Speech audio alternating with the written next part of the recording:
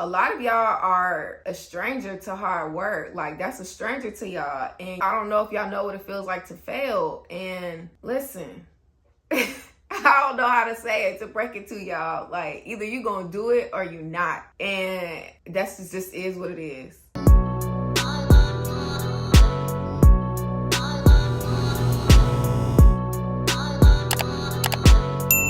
What is going on, you guys? Oh my goodness, I'm so happy to finally be doing this video, bringing this video to everybody. This is extremely long overdue. So y'all, I'm tending to my puppy. He is on the couch beside me, but I gotta make sure he don't fall off. So if y'all see me looking over to the side, that's just because I'm paying attention to him. But before I begin, I want to make sure that everyone is subscribed to my channel. Click on your notifications so you know when I drop all of my content. And that's about it. Tell somebody to tell somebody to tell somebody about my channel, okay? First things first, where am I located? I am in South Florida, y'all. More specifically, I'm in Broward County in Pompano Beach. I am more consistent, of course, with posting facial content. I have my location down in the description, so please never forget to check out the context clues. Just pay attention, okay? Where did I attend school? I went to school at Boca Beauty Academy in Parkland, Florida. There is 2 locations, one in Boca and one in Parkland. Okay, now we get into the questions that I am always receiving. And I'm like, y'all thinking too deep into it. Y'all thinking too much. There is no one-stop shop with skincare. There is no one specific brand that is, oh my God, ooh la la, so much better than any other that are on the market, that are professional grade products. Now, the only thing that I do suggest when buying your back bar and retail is making sure that it has some exclusivity, meaning make sure this is not a type of product where your customer or your client can just go to Ulta, go to Walmart, Sally's, and go pick up the product. That is going to kind of, you know what I'm saying? Like, why would they buy it from you? So it's too much competition. So that is the main thing that I want everyone that is a beginner esthetician to consider when purchasing back bar. What products do I use in my back bar? I use Skin Script, I use Image Skincare, I use Lyra Clinical. If you want to consider the jelly mask or the algae mask, I use Casmara and I use the Max. That's pretty much the gist of my back bar. What do I sell in retail? I sell Image and I sell Skin Script. Skin Script mostly, but I do sell the Ormetic lip treatment from Image, and I do sell Image SPF. How did I choose my back bar? And I think in correlation with this question, I always get asked, what are the best products for a new esthetician to begin with? Like I mentioned before, there's no one best knock it out the park line. Now, once you get started and you're using something, now I'm talking about years of using something, you may be biased. Or even if you ask a esthetician that is more exclusively using one brand, that is a biased opinion. These are not facts. So always remember that you're asking opinions. You are not asking facts. There's no factual information like, hey, this one is so much better than this one. Like, so when researching, I think a lot of new estheticians are jumping way too fast and becoming solo estheticians, and they just, you know, they have their mind wrapped around this one tunnel vision option, and that's to become a solo esthetician. If you have a gazillion questions, you're conflicted in between what route you should take, why you should do this, why you should do that, and you feel like you're constantly DMing estheticians on social media, you need to pump the brakes and reevaluate the option and the way that you may be proceeding into this line of work. I would suggest that possibly you need to start, you know, working for someone first, making sure that this is a line of work that you indeed want to do. That is something that you have a passion for, that there's so many questions, you know, that you need to reiterate and ask yourself once you've graduated and once you're in the workforce field, like once you're working. So just slow down, be patient. That's the number one tip that I always give people, is to be patient with yourself and be realistic. How did I choose my back bar? I researched like hell. And I started out with Image Skincare because when I was researching, when I was working in a franchise spa, I heard about that one a lot. So I did my research, found out they were actually local to me in South Florida, Image is, and I still use them to this day, and I'm going on 2 years. I love Image skincare, but I do also use SkinScript because I love them as well. And I brought in another line, which was Lyra, which I felt like I needed at the time.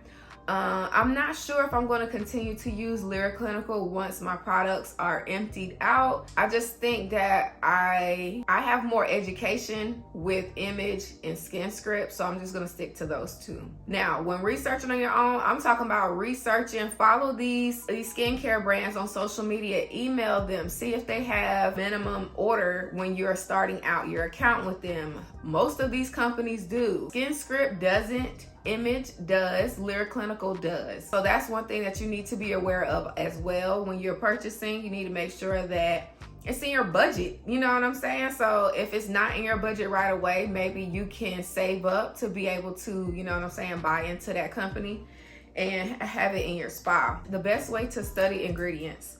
Y'all, hands down, I think once again, y'all are thinking way too hard about just bettering yourself. With any type of studying we've ever done from pre-K to the collegiate level, how do people study? They literally study over and over and over and over and over. It's years of studying, years of work, years of knowledge. And you can study all you want and think you're comfortable with ingredients until you get in the treatment room, and then you're seeing how these same ingredients that you thought you knew so well are reacting to different clients. So the best way to study and to get experience and to know what ingredients do is to be hands-on and to make sure that you have the knowledge, you know, the facts. The best way to study, in my opinion, this is a great book. I talk about it a lot in my Instagram live. I've shared this book in my Thrive Esthetician class. This I purchased off of Amazon. This is the Milady Dictionary, the 4th edition, with over, 2,300 product and ingredients, terms and definitions. You need to buy this. If you have a spa already and you don't have one, I would recommend buying one for home and buying one for the spa. Amazon, and it's in my Amazon store under Esthetician Books. Another book is the Skincare Bible. This is just a really decent read. Like, it was written by a dermatologist in the UK, and she gives her own personal background with her struggle with her skin.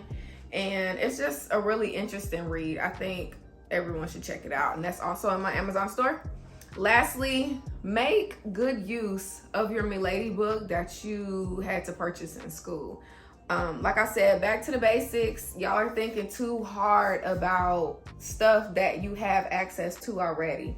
And this book was expensive, so I hope y'all didn't throw it away once y'all finish school. Y'all would be crazy as heck if y'all did. Alrighty, so moving into these other questions that I had to screen record, and I'm gonna try to move a little bit quicker through these because I don't want this video to be OD long. Okay, so I did have a question on why do I choose the products line that I use. I just went for it and I trusted my gut. I did some research. I looked at a couple estheticians that use their products in their own, treatment room, and what products they really raved about. I paid attention to if they were seeing results, if they were results driven. What was the price point? Was it affordable for me? Is it affordable for my clientele? There's a lot of different questions you need to be mindful of and not just jumping like head first into buying a product. So it's simple questions, y'all. Would you buy the same products that you're selling? Have you used these products that you're trying to sell to somebody? Do you know anything about the products? Of course you don't know right away, but you need to decide, make a decision. This is your business. This is going to be your livelihood. You need to be able to make decisions on your own. How did I gain and keep my clientele, and how do I market myself in an overly saturated industry? So I honestly don't believe that it's oversaturated. Every single day, I'm in the mindset of somebody turning 18, somebody getting a business, somebody doing something, but nobody is doing it like how I'm doing it. And I'm so confident in myself and everything that I do that the things that I decide to do, I have a passion for, and I'm not just jumping to it because I think this is a quick way for me to make a buck, or, oh, I'm a boss and I can work for myself and do all of this. No. Y'all, I'm about to be 30 years old, okay, in 2 years. So there's just a different mindset there. And it's the will and the work ethic that is like, hey, this is going to work. I have to make this work. And a lot of people don't have that. So it's just, I feel like it's at the same time, it's like, I'm gonna go hard for myself because I just am. Why not? Like, you know what I'm saying? So I'm not gonna wait either for anything to be handed to me, because life is not like that. I've never waited for anything to be handed to me. I've always went after what I wanted. If something I tried to make happen didn't work, it was just a lesson learned. I'm like, okay, maybe that wasn't right. I went into this the wrong way. Let me take a step back, you know, reevaluate the situation and try again if I feel like it's necessary. If it's not, then let that shit go and, you know what I'm saying, learn from it. How did I keep my clientele? How did I gain? So when I started out, y'all, I had 0 clients. I had got fired from my previous employer, so I had to start on my own. I used my social media platform. I gave out extremely inexpensive facials in the beginning for like the first month to draw in my clientele, because I knew what I was doing. You know what I'm saying? I just needed a platform for real. So I needed to be able to reach clients and people that didn't know who I was, because I'm not from down here. I had no family or friends to be able to say, hey, come get a facial, I need you to promote. So everybody that was promoting for me were clients that truly loved my work and loved the results, and that their skin was, you know, in the direction that it was going in. I use social media to my advantage. I use hashtags to my advantage, and I posted and promoted like my life depended on it, because it did. And when it was time to pay them bills to be paid, I was like, listen, if I fail, I cannot blame anybody but myself. So a lot of y'all are a stranger to hard work. Like, that's a stranger to y'all, and I don't know if y'all know what it feels like to fail. And listen, I don't know how to say it to break it to y'all. Like, either you gonna do it or you not, and that's just is what it is. So either you gonna build the clientele, you gonna get out here in these streets, pass out flyers, pass out business cards, you gonna meet people, you gonna mingle, you gonna get out of your comfort zone, or you not. And growth doesn't happen being comfortable. It happens when you're uncomfortable. Did you base your service menu off of what your clients wanted, or you like to offer? I don't like lashing, but I think that's what they want. Hell no. I based my business off of what I wanted to offer. And what I wanted to offer is corrective skincare, healthy skin overall, and I wanted to do brow services. I really wanted to do brow services, and that is just now sort of taking off with my business. And I'm okay with that, because maybe I wasn't ready in the beginning. Maybe I needed to focus more so on the skincare, healthy skincare, overall clinical, you know, results driven, healthy, all of that. How did you get your clients to commit to their at-home routine?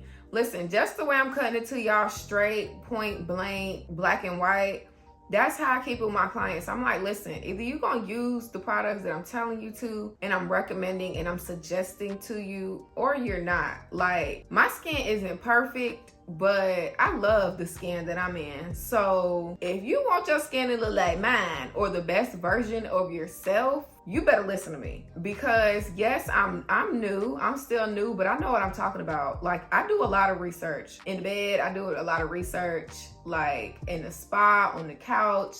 If I'm in the car, y'all, I'm always Googling and researching something, because why not? Like, you know what I'm saying? I want this line of work, I want this career to flourish. And it's not gonna do that if I don't research and if I don't keep up. And that's just is what it is. How did I formulate the prices for my services? I compared the local estheticians, like solo estheticians, I compare spas like at hotels, and I compare like med spas and like franchises like where I was working previously. And then I kind of just like mixed all that in together with me being a new esthetician at the time. And then I made my prices, and then, but my prices, what they are now, I made an increase in my prices like 6 months after being open. I think 6 or 9 months. I don't know why I can't remember the number, but it's 6 or 9 months. And then at the year mark, I made another price increase. And I think that's where I'm at right now, but I might've made another one too. But listen, for real, inflation is real. And just as much as these skincare brands are increasing their prices, we need to as well, because it costs more money to buy stuff. If them skincare brands is going up, best believe I'm going up. Someone said, in the case of moving, how would you go about establishing a clientele in the new state? I would definitely scope out the area. See, basically, if you know what area you're going to be living in already, then you need to know the flow of where you're going to be at. It shouldn't, I don't think it's really, unless you're moving to somewhere small or somewhere like extra big, like bigger than where you've been, I would just say, just use hashtags earlier on, so when people do search for the specific services that you offer, you already coming up in like that algorithm. Get in with some established small businesses and see if they will be open to you leaving your business cards or running like a promotion or something like that. How long did it take you to establish clientele and business becoming a solo esthetician? Did I benefit from it right away? At the beginning, I was happy to be paying my rent every week because my rent is due weekly. And so like I said, I started out with 0 clients, and now my contact over 200 clients. Some are local, some are not. Some are not continually coming anymore. So, you know, some people come, some people fade away. That's with the process, you know, of being a business owner. Did it benefit you right away? I don't really understand that question, but I think like, was I basically seeing like an increase in like monetary benefit? Like I said, I was happy to be paying the bills. Like, for real. In the beginning, I do want y'all to remember that you're building yourself out of a hole when you first start. We are all in a hole when we first start, whether we took out a loan, whether you paid it and you don't have any loan or like any debt from it, you still are in a hole because you had to spend money to open your business. So until you have completely paid off every single piece of equipment, everything, you are in the hole. And then you need to figure out what is going to be your monthly budget for supplies. If you are going to do a monthly shipment for retail, for back bar, whatever the case may be. You also need to set aside money for taxes. If you are paying yourself, then cool. But for the most part, I think it's smart to just put all the money back into the business and recycle it. But that's pretty much what I did. Well, you guys, that is going to complete this video. I feel like those are some really good questions from the estheticians that sent those my way. I really appreciate y'all support always. Yeah, so y'all, I don't want to seem cutthroat or dry or mean or harsh with my answers, but like nothing was handed to me. Like just the way y'all have questions, I understand. Sometimes I have questions, but guess what? In the beginning, I didn't have anybody to ask questions to. I'm happy to help y'all at any stage in y'all's career. But at the same time, don't be afraid of hard work. That is going to be the only thing that is going to sustain you in your business, especially in the beginning, or if it's a seasonal time where your books get slow. So it's going to be about hustling. It's going to be about making it work, making a decision and sticking to it. I hope this video was helpful. And if it was, y'all let me know down in the comments. If it wasn't helpful, y'all can still let me know down in the comments. I'm here for everybody's opinions, everybody's feedback, and I can't wait to see y'all in my next video. I'm dropping another video like this, not a Q&A, but something where I'm out of my bedroom, out of the spa, and y'all are getting more FaceTime action from me. I hope y'all enjoyed this. If y'all want to say hey to Oreo, come here. What is that? Oreo, say bye to the people. Say bye, people. Bye-bye. Say take it easy on my mama. Say bye-bye.